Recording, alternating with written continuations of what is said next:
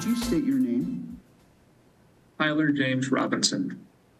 The man accused of killing Charlie Kirk makes his first court appearance today as prosecutors lay out the evidence they say proves he carried out that shooting last week. Good evening, everyone. Welcome to West Coast Wrap. I'm Alex Savage. Prosecutors in Utah said today they intend to seek the death penalty for the suspect, Tyler Robinson. And today they also revealed text messages they say Robinson sent after the assassination. Fox's Connor Hansen shows us what happened when Robinson showed up in court via video link. State of Utah versus Tyler James Robinson. Could you state your name? Tyler James Robinson. 22-year-old Tyler Robinson is facing the death penalty, now charged with aggravated murder and several other crimes in the murder of Charlie Kirk. Prosecutors say they have gathered a mountain of evidence, including the rifle used in the shooting, and say Robinson's DNA was on the trigger and the fired cartridge casing. When asked why he did it, Robinson explained there is too much evil and the guy, referring to Charlie Kirk, spreads too much hate. Investigators also have messages between Robinson and his roommate, whom they describe as a romantic partner, apparently admitting to the crime. The roommate received a text message from Robinson which said, "Drop what you're doing, look under my keyboard." The roommate looked under the keyboard and found a note that stated, quote, "I had the opportunity to take out Charlie Kirk, and I'm going to take it." Prosecutors say the suspect's parents recognized him from surveillance photos and helped convince Robinson to turn himself in. FBI Director Kash Patel says they're trying to find out if there was an accomplice. We're also speaking to and going to interview numerous individuals online who were part of a chat group that was involved in this heinous assassination. Utah prosecutors say some of the charges were upgraded because children were present, and they believe Kirk was murdered because of his political opinions. In New York, Connor Hansen, Fox News. And the man taken into custody in the immediate aftermath of Kirk's shooting is now facing charges of obstruction of justice and sexual exploitation. Investigators say George Zinn yelled, quote, "I shot him, now shoot me," after that single gunshot was fired on the Utah campus. Video posted to social media shows officers taking him into custody. Investigators say he later admitted he did not shoot Kirk. Police say Zinn delayed the investigation into Kirk's death and took up law enforcement resources needed for the investigation.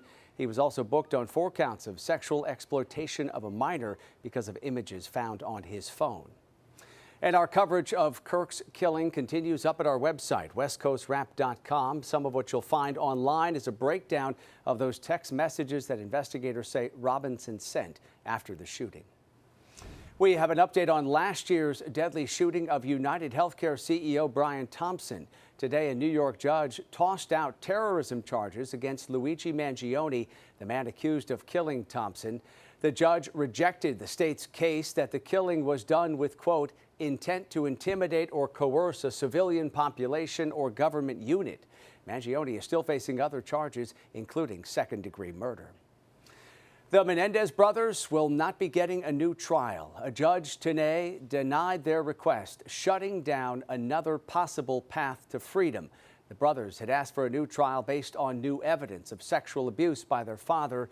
They say they shot their parents to death in the family's Beverly Hills home after years of abuse. Recent documentaries and a Netflix series stoked public interest in the case. Today, L.A. County District Attorney Nathan Hochman explained why those shows may have convinced some people the brothers should be released, but not the judge. So that the judge can then make a decision based on the entire record, not just some parts of the record that certain Netflix documentaries, certain parts of the social media has picked on. We laid out in over 130 pages what the entire Menendez record looks like. New evidence never submitted in previous trials included a letter written by Eric to a cousin that indicated he was molested by his father. Another piece of evidence included a declaration from a member of the boy band Menudo who claimed to have been raped by Jose Menendez. The Menendez brothers have been imprisoned for more than 30 years now. We turn now to a terrifying scene that unfolded today in the Bay Area, where police say a driver went on a rampage in Berkeley, driving up onto a sidewalk and crashing into pedestrians, leaving 3 people injured. We do want to warn you, some of this video may be difficult to watch. There is surveillance video obtained by KTVU that shows a man in a stolen BMW running into a man who was walking his dog and dragging him down the street. The driver then hit a woman on the sidewalk and struck a bicyclist who was in their 70s. The suspect ditched that BMW and tried to carjack 2 victims before being arrested at gunpoint. Berkeley police say this rampage appeared to be random. I do think that it is probably safe to say that this was more of a random act. I don't think that any of the victims that were involved had anything in common other than unfortunately being at the wrong place at the wrong time. Fortunately, all 3 of those victims are expected to survive after being treated at hospitals. The suspect, an adult man, has not yet been identified by authorities. Let's turn and talk about our weather here in the West, because warmer temperatures and gusty winds have many people on alert tonight across the Pacific Northwest. This is a live look tonight at the scene in downtown Seattle, where those conditions have prompted a red flag warning. Tonight, Fox 13's A.J. Janavel has more on the wildfire concerns as the public prepares. Fire forced families out of 4 homes in Seattle on Sunday. 125 firefighters battled flames along I-5 North in the Beacon Hill neighborhood of the city. And now a big part of our state is at risk for fast-moving fires. If you live in this section of homes on the map, you are in the red flag warning area. Now, if you do live in this red flag area, be careful.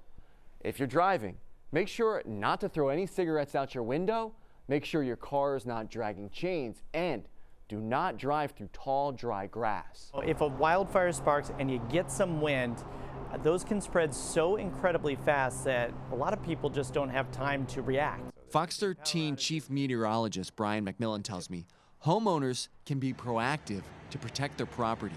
If you're watering your property, if your grass is looking good and your shrubs and all that stuff have gotten enough water, you're probably going to be okay today. Reporting in Seattle, A.J. Janavel, Fox 13 News.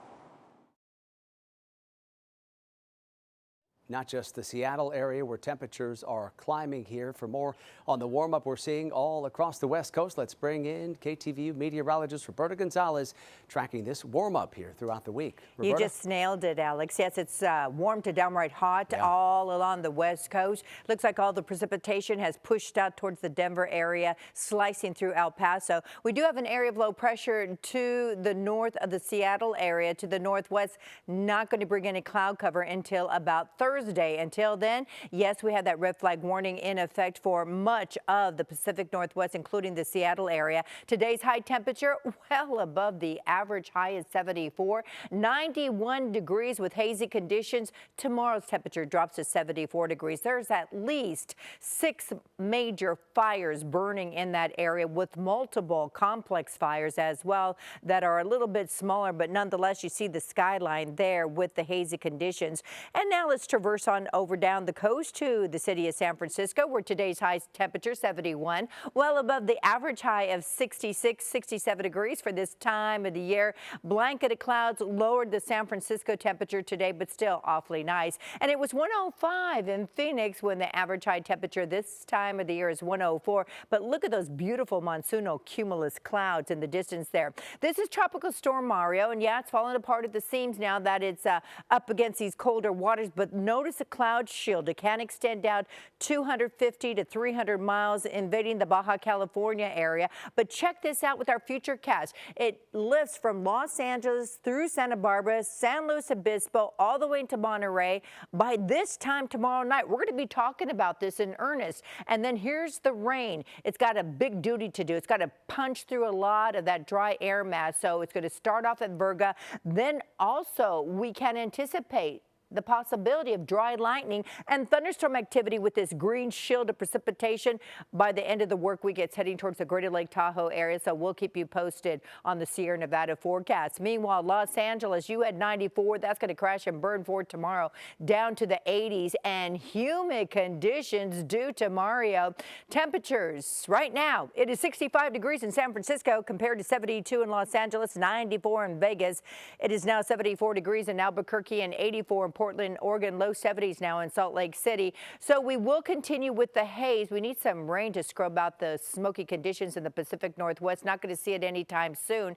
Temperatures, there you have it. They will be dropping a little bit tomorrow. And again, we have been watching Mario, and we'll keep you posted on all the advancement of this. This is really the headline, Alex, and we'll stay tuned with this tomorrow right here on your West Coast Wrap forecast.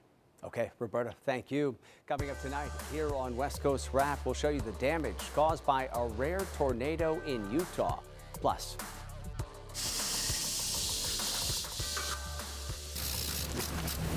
it's not exactly a sound you want to hear while you're on a walk or around your house. Tonight, an expert weighs in on the concerns that more rattlesnakes are striking without using their warning rattle. Video of a rare event in southeast Utah surfacing tonight. Someone captured these images of a tornado crossing San Juan County Saturday. Fewer than 6 tornadoes have been confirmed in this area since the 1950s. First responders say the tornado damaged at least 3 homes. Tributes are continuing to come in tonight for Oscar-winning actor and director Robert Redford. He died earlier today at his home in Utah at the age of 89. Redford was the quintessential Hollywood leading man, rising to fame in the 1960s. He starred in classic films like Butch Cassidy and the Sundance Kid and All the President's Men before shifting his focus to directing. Then in the early 80s, Redford launched the Sundance Film Festival in Park City, Utah, as a way to nurture independent filmmakers. Sundance Film Festival has obviously become such a big event in entertainment each year, and he has given birth to so many careers of people who then went on to make these big projects and big movies, but they got their start because of him. And I just think it was a recognition by Robert Redford that there were people out there who didn't necessarily have all the support, but they certainly had the talent, and that was worthy of being viewed by people. Robert Redford was born in Santa Monica, California, and got his start with a television apprenticeship and roles in live theater. The parents of 7-month-old Emmanuel Haro were in a Riverside courtroom today for a felony settlement conference. Jake and Rebecca Haro have pleaded not guilty to the murder of Emmanuel and filing a false police report of the case. Prosecutors say the two abused Emmanuel over time and killed him several days before telling police that he'd been kidnapped. Emmanuel's remains have still not been found. The parents are being held tonight on $1 million bail. An environmental group says new work is underway now to expand border wall construction in Arizona. The Center for Biological Diversity posted these images online showing a construction site in Arizona's San Rafael Valley. In June, the Department of Homeland Security said it would build more barriers in this area, with a wall expected to stretch about 27 miles. The Center for Biological Diversity says the project will block the natural migration pattern of dozens of animals. The Utah Supreme Court has upheld a ruling requiring the state legislature to redraw its congressional map ahead of the 2026 election.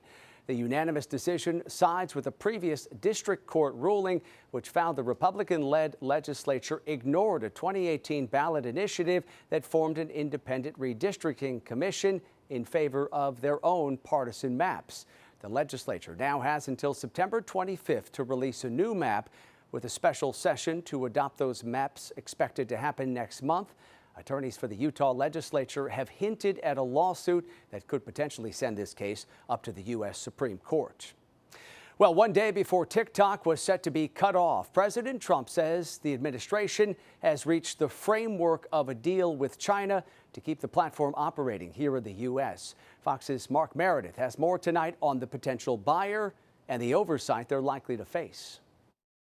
We have a deal on TikTok. President Trump says the U.S. has a buyer for TikTok and the framework of a deal to transfer ownership, which could be finalized Friday when he speaks with the Chinese President Xi Jinping. We have a group of very big companies that want to buy it, And, you know, the kids wanted it so badly. Major tech companies Oracle, Blackstone, and Amazon were just some of the companies reportedly bidding for the app, which was set to go dark Wednesday over national security concerns related to its Chinese-based parent company. Though sources tell Fox Business TikTok will stay up and running this week. President Trump made it clear that he would have been willing to let TikTok go dark, that we were not going to give up national security in favor of the deal. The president has already signed multiple executive orders delaying a ban while a sale was negotiated. An eventual agreement may require approval from Congress, which passed a law last year saying Chinese owner ByteDance had to sell the app or lose its estimated 170 million users in the United States. I'm hopeful that what comes out of this is something that actually divests the Chinese to a set of U.S. owners. Analysts say TikTok's new owners will likely face strict congressional oversight. Undoubtedly, there'll be an oversight committee of lawmakers who wrote the law, watching how this code gets rewritten to make sure American data is not on Chinese servers. While the president was originally a critic of TikTok, he now credits the app for helping him win back the White House in 2024. The White House itself has also launched its own TikTok page. At the White House, Mark Meredith, Fox News. Coming up tonight here on West Coast Wrap, concerns about rattlesnakes taking on new behaviors that make the reptiles more dangerous. Tonight, what experts say about the possibility the snakes are losing their rattle. Also, we'll get you ready for Coachella 2026 with today's release of the acts set to take the stage in the California desert.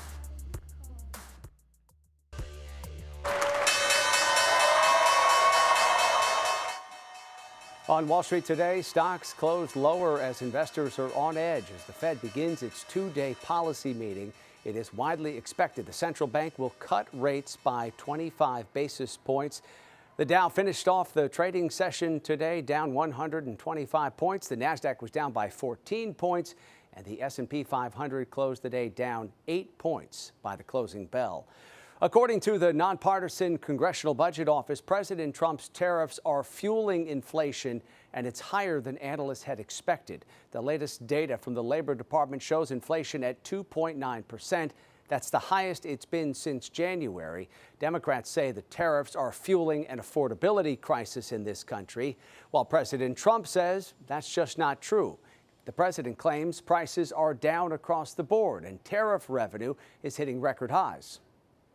Be by far the richest country anywhere in the world, and we'll be able to help our people more, and we'll be able to help other countries when we want to. No evidence of inflation? Tell that to grocery shoppers, to people buying coffee, to shoppers at Walmart and Amazon. At the same time, a new round of trade talks with India began today, the first since President Trump raised tariffs on Indian goods to 50%. Also, a new round of trade talks with China are also underway. Shoe companies are warning tonight about a price increase because of tariffs, and industry trade groups say companies may begin to pass along the cost of those tariffs to consumers because companies are burning through inventory that was rushed in before import costs went up. The group says prices could increase by as much as 50%. A federal investigation is underway tonight into possible defects in Tesla doors that have left passengers trapped inside, including children. The NTSB says this probe is focused on 2021 Tesla Model Ys. They say they've received 9 reports of electronic door handles not working, possibly due to low battery voltage. In 4 cases, parents had children trapped in the back seat and had to break windows to get them out. The cars have manual door releases inside, but the agency says the children may not be able to operate them. President Trump has arrived in the UK for a state visit that will blend diplomacy and pageantry. King Charles III will host Trump at Windsor Castle tomorrow before talks with Prime Minister Keir Starmer at the British leader's home on Thursday. The Prime Minister said the visit will demonstrate, quote, the UK-US relationship is the strongest in the world. President Trump says tariffs and trade will be on the agenda. Basically, up there also on trade. They want to see if they can refine the trade deal a little bit. We made a deal, and it's a great deal.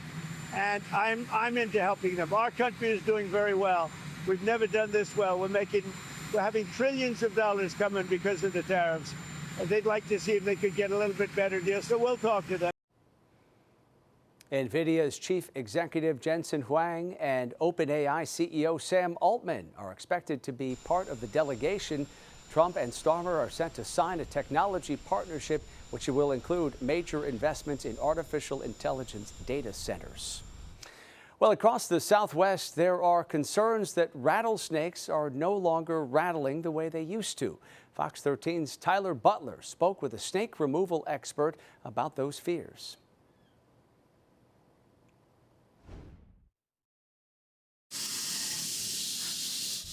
It's one of the most feared sounds in the desert. It's a warning, and for the snake, a reflex.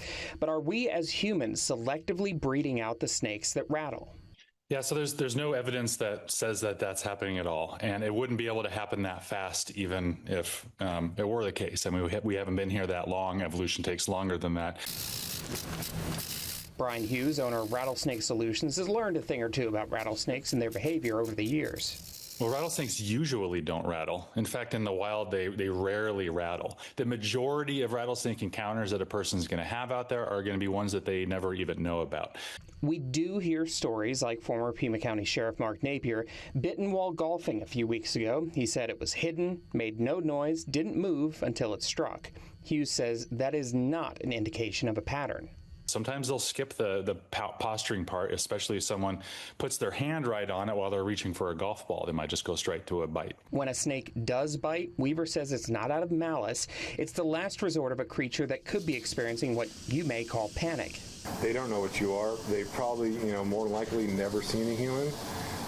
They don't know what you are, and all they want to do is not be with you and get away. A snake, after all, is a couple inches off the ground, and we are towering above them. Imagine their perspective. As for the evolution claim, while some species of rattlesnakes on isolated islands are evolving to lose their rattles, it takes much longer than a few decades of being around humans to make a major change like that. Well, it's even tens of thousands of years. The advice is simple. Don't rely on a rattlesnake to rattle. There are a million reasons why it may not. Use your eyes, don't reach or step where you can't see, and if you do encounter one, call the experts. Don't grab the shovel. The best thing I've heard, or the best saying I've heard, is kill ignorance, not rattlesnakes. And that was Fox 13's Tyler Butler reporting tonight. A curator at the Arizona Sonora Desert Museum says the best thing you can do to prevent rattlesnake encounters around your home is to eliminate their resources, things like water and rodents, from the property. Finally, tonight, the official lineup for next year's Coachella Music Festival is out.